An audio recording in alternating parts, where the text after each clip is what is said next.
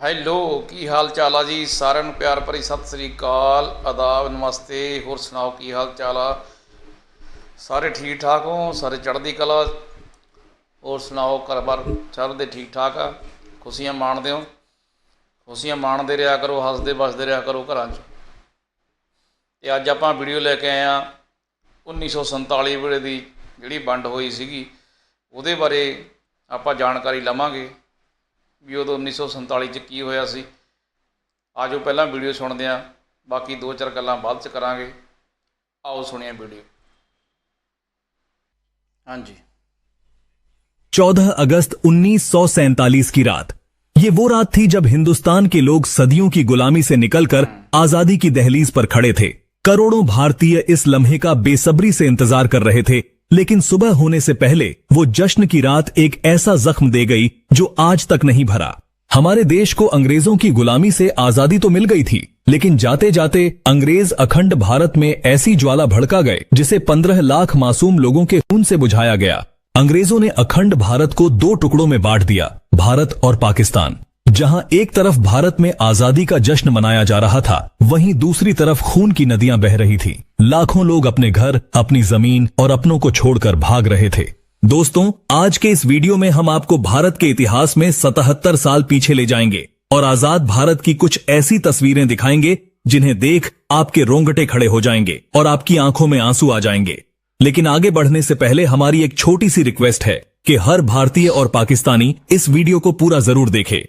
अखंड भारत, जहां हर धर्म के लोग एक साथ मिलकर खुशी से रहा करते थे, जहां सन 1857 में आजादी की लड़ाई हिंदू और मुस्लिम दोनों धर्म के क्रांतिकारी लोग एक साथ मिलकर लड़ रहे थे, लेकिन अंग्रेजों की नीति थी डिवाइड एंड रूल, यानी फूट डालो और राज करो।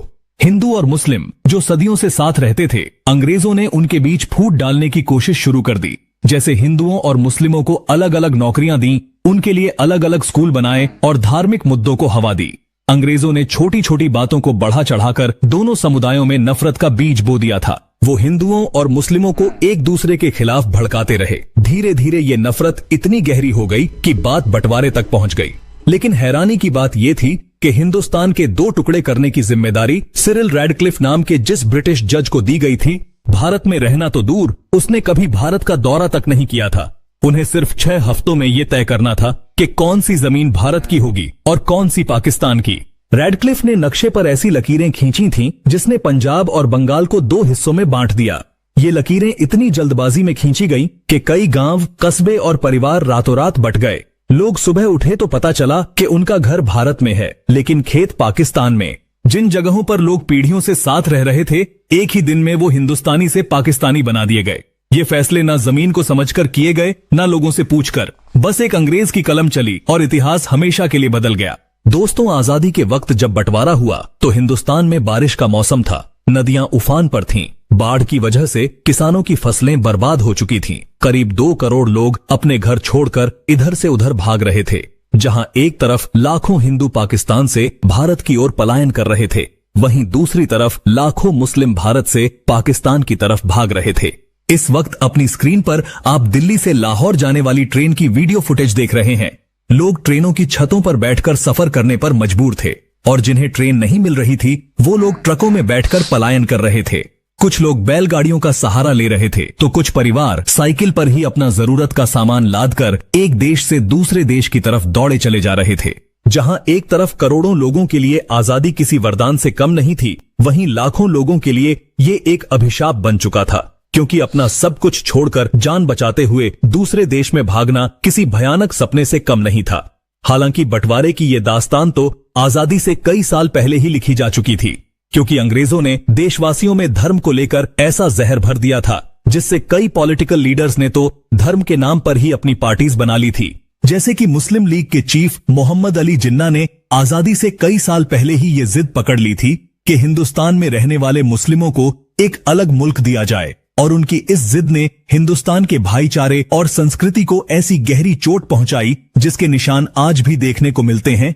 इस वक्त आप स्क्रीन पर जिन तस्वीरों को देख रहे हैं, ये उस वक्त की तस्वीरें हैं जब मोहम्मद अली जिन्ना ने पाकिस्तान का गवर्नर जनरल बनने की शपथ लेकर अपनी जिद पूरी की थी और वे अपनी पसंदीदा कुर्सी पर विराजमान हो गए थे। 1947 में लॉर्ड लुईस माउंटबेटन भारत के आखिरी वायसराय बने। उन्होंने कई महीनों तक जवाहरलाल नेहरू और मोहम्मद अली जिन्ना की कई मीटिंग्स करवाई, जिसके बाद 3 जून 1947 को लुईस माउंटबेटन ने ऐलान किया कि 15 अगस्त 1947 को भारत आजाद होगा, लेकिन इसके साथ ही बंटवारा भी होगा। हालांकि पंडित जवाहरलाल नेहरू, सरदार वल्लभ भाई पटेल और महात्मा गांधी ने देश के बंटवारे को रोकने की हर मुमकिन कोशिश की। उन्होंने मोहम्मद अली जिन्ना को भारत का पहला प्रधानमंत्री बनने तक का ऑफर दे दिया था। कई इतिहासकार बताते हैं कि बंटवारे की खबर से पंडित जी को बहुत बड़ा झटका लगा था। 14 अगस्त की शाम को जब नेहरू जी अपने घर पर इंदिरा गांधी और पद्मा नायडू के साथ आजादी के भाषण की तैयारी कर रहे थे, तभी अचानक फोन की घंटी बजी। नेहरू जी ने जब फोन उठाया तो उन्हें एक दुखद खबर मिली। लाहौर के नए प्रशासन ने हिंदू और सिखों के इलाकों की पानी की सप्लाई काट दी थी, जिसकी वजह से लोग अपने घरों में प्यासे तड़प रहे थे और अगर कोई पानी लेने बाहर निकलता तो उसे मार दिया जाता। देखते ही देखते हिंसा की आग भड़क उठी, जिसने पूरे हिंदुस्तान को अपनी चपेट में ले लिया। पंजाब और बंगाल में सबसे ज्यादा दंगे हुए, लोग एक दूसरे के खून के प्यासे हो गए थे। ये खबर सुनकर नेहरू का चेहरा लाल हो गया, उनकी आंखों में आंसू थे, लेकिन फिर उन्होंने हिम्मत जुटाई और अपने आप को संभालते हुए 14 अगस्त की रात 11:55 पर नेहरू जी संसद के सेंट्रल हॉल में भाषण देना शुरू करते हैं। पंडित जी का यह भाषण सुनने के बाद महात्मा गांधी के नाम का नारा लगाते हुए देशवासियों ने आजादी का शंखनाद बजाया था। लेकिन करोड़ों देशवासियों को क्या पता था कि कुछ इलाकों में देश के लोग इस आजादी की बहुत बड़ी कीमत चुका रहे हैं। इस वक्त आप अपनी स्क्रीन पर जो वीडियो फुटेज देख रहे हैं, ये भारत और पाकिस्तान के रिफ्यूजी कैंप्स की कुछ दुर्लभ वीडियोस हैं। कैसे छोटे छोटे बच्चे नल के आगे एक बाल्टी पानी भरने के लिए लाइन में लगे हुए हैं, जिन्हें उठाकर काफी देर तक चलने के बाद ये उन रिफ्यूजी कैंप्स में पहुंचते हैं जहां इनके रहने के लिए छत तक नहीं है, बस छांव के लिए कुछ फटे हुए टेंट और पेड़ हैं, जहां बैठने की जगह इतनी कम है कि लोग कड़कती धूप में तपती हुई जमीन पर बैठकर अपनी हड्डियों को जला रहे हैं। कुछ बच्चों के पास तो पहनने के लिए कपड़े तक नहीं है। 2 दिन पहले सुख शांति से जीवन व्यतीत करने वाले लोग आज शरणार्थी बन चुके हैं। महिलाएं हाथ जोड़कर अपने परिवार के लिए खाना और रहने की मांग कर रही हैं। भूख की वजह से तड़पते हुए बच्चों का शरीर कुपोषित हो चुका है, लेकिन फिर भी लाखों लोग अपना घर छोड़कर बिना किसी मंजिल के आगे बढ़ते जा रहे हैं। इस ट्रेन के हालात देखिए, जिसमें लोग खिड़की पर लटककर अपनी जान को जोखिम में डालने से भी पीछे नहीं हट रहे हैं, क्योंकि इन्हें किसी भी तरह पाकिस्तान से भारत पहुंचना है। ये तस्वीरें लाहौर की हैं, जहां लोग ट्रेन की पटरियों के पास बैठकर ही खाना पका रहे हैं, ताकि जब ट्रेन आए तो ये लोग जल्दी से ट्रेन में सवार हो सकें। यहां खड़ी इस ट्रेन के न सिर्फ ऊपर बल्कि 2 डिब्बों के बीच खाली जगह पर भी लोग खचाखच भरे हुए हैं, जिनके हाथों में अपना कुछ टूटा फूटा सामान और दिल में जिंदा रहने की उम्मीद है। असल में उस वक्त जो कुछ भी हुआ था उसके बारे में सोचकर ही रूह कांप जाती है। दोस्तों, इस फुटेज को देखकर आपकी आंखों में भी आंसू आ जाएंगे। दरअसल ये बेचारे वो लोग हैं जो उस वक्त भूख के कारण तड़प तड़प कर मर गए थे।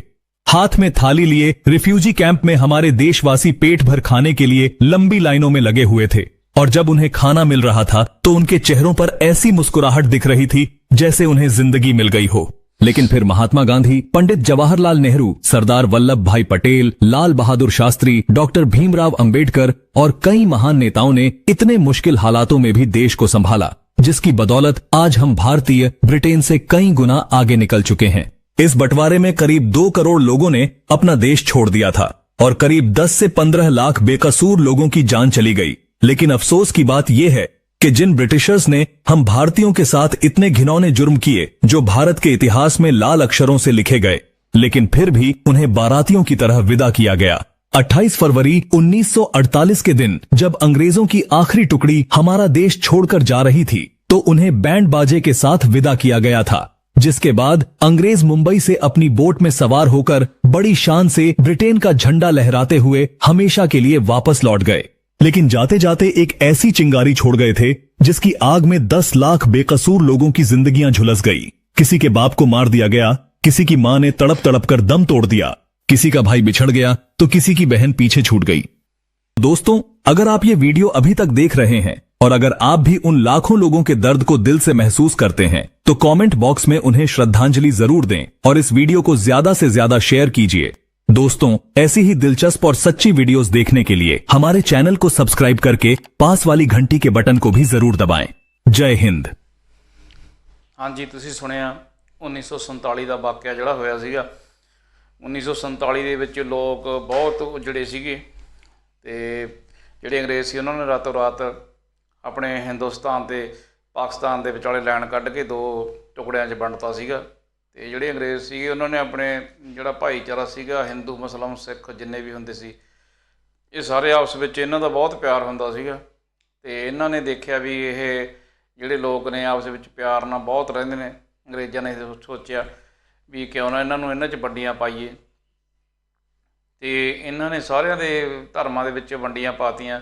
ਕਿਸੇ ਨੂੰ ਉੱਚੀ ਜਾਤ ਦਾ ਬਣਾ ਤਾ, ਕਿਸੇ ਨੂੰ ਨੀਚੀ ਜਾਤ ਦਾ ਬਣਾ ਕੇ ਦੱਸ ਕੇ ਇੱਦਾਂ ਇਹਨਾਂ ਨੇ ਬਹੁਤ ਆਪਸ ਵਿੱਚ ਲੋਕਾਂ ਨੂੰ ਲੜਾਇਆ ਸੀਗਾ। ਅਤੇ ਜਿਹੜੇ ਅੰਗਰੇਜ਼ ਸੀ ਇਹਨਾਂ ਨੇ ਛੋਟੀਆਂ ਜਾਤਾਂ ਅਤੇ ਵੱਡੀਆਂ ਜਾਤਾਂ ਦੇ ਇੱਦਾਂ ਸਕੂਲ ਕਾਲਜ ਵੀ ਜਿਹੜਾ ਕੁਛ ਬਣਾਇਆ ਉਹ ਵੱਖਰਾ ਵੱਖਰਾ ਕਰਿਆ ਸੀਗਾ, ਤਾਂ ਜੋ ਵੀ ਲੋਕ ਨੇ ਜਿਹੜੇ ਆਪਸ ਵਿੱਚ ਲੜਦੇ ਰਹਿਣ। ਅਤੇ ਜਿਹੜੇ ਅੰਗਰੇਜ਼ ਸੀਗੇ ਆਪਦੇ ਦਿਮਾਗ ਦੇ ਬਹੁਤ ਤੇਜ਼ ਸੀਗੇ ਬੰਦੇ, ਉਹ ਆਪਾਂ ਹੁਣ ਜਾਣਦੇ ਹਾਂ ਸਾਰੇ ਅੰਗਰੇਜ਼ਾਂ ਬਾਰੇ। ਅਤੇ ਇਹਨਾਂ ਨੇ ਇੱਦਾਂ ਆਪਣੇ ਹਿੰਦੁਸਤਾਨ ਅਤੇ ਪਾਕਿਸਤਾਨ ਦੇ ਦੋ ਟੋਟੇ ਕਰਕੇ ਆਪਸ ਵਿੱਚ ਵੰਡਤੇ ਸੀਗੇ, ਜਿਹਦਾ ਖਮਿਆਜਾ ਆਪਾਂ ਅੱਜ ਤੱਕ ਭੁਗਤਦੇ ਆ ਰਹੇ ਹਾਂ। ਅਤੇ ਜਿਨ੍ਹਾਂ ਦੇ ਜਿਹੜੇ ਮੌਕੇ 'ਤੇ ਜਦੋਂ ਇਹਨਾਂ ਨੇ ਰਾਤੋਂ ਰਾਤ ਕੰਧ ਕੱਢੀ ਸੀਗੀ, ਕਿਸੇ ਦਾ ਮਕਾਨ ਉੱਧਰ ਰਹਿ ਗਿਆ, ਕਿਸੇ ਦਾ ਰਿਸ਼ਤੇਦਾਰ ਉੱਧਰ ਰਹਿ ਗਿਆ, ਕਿਸੇ ਦਾ ਇੱਧਰ ਹਿੰਦੁਸਤਾਨ 'ਚ ਆ ਗਿਆ, ਕਿਸੇ ਦੀ ਜ਼ਮੀਨ ਉੱਧਰ ਰਹਿ ਗਈ, ਕਿਸੇ ਦੀ ਜ਼ਮੀਨ ਇੱਧਰ ਆ ਗਈ।